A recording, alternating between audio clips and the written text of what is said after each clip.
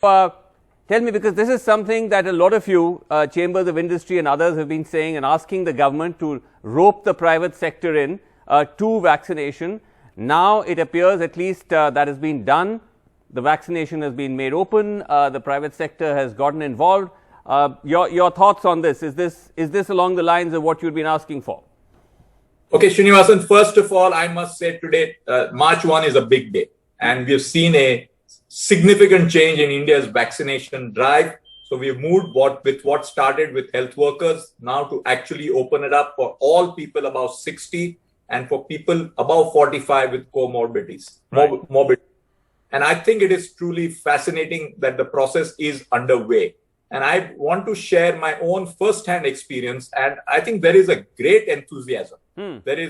I went across from BKC to a location and a center at Mandatola complex. Okay. And I could see that lots of people above the age of 60 actually having gathered there. There is a system whereby you can get yourself registered there. Thereafter, they give you a token, and thereafter you have to wait in a queue with the token, get vaccinated, walk in. And this is happening live for people above 60.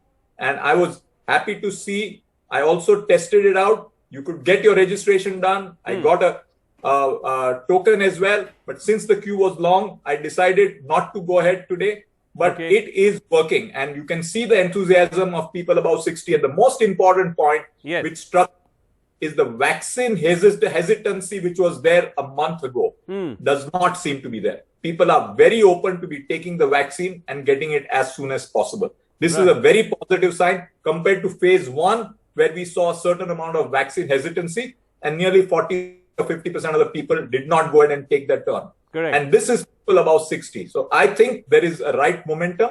And other than these locations which were already there in the pre-opening up of March 1, the other hospitals, my feedback is, especially in Bombay, and you will have a better idea for rest of India, is other hospitals are beginning to gear up over the next few days. And we should see a proper, significant vaccination drive spread across at least the city of Mumbai, and I'm sure that is true for the rest of India, in a more systematic manner.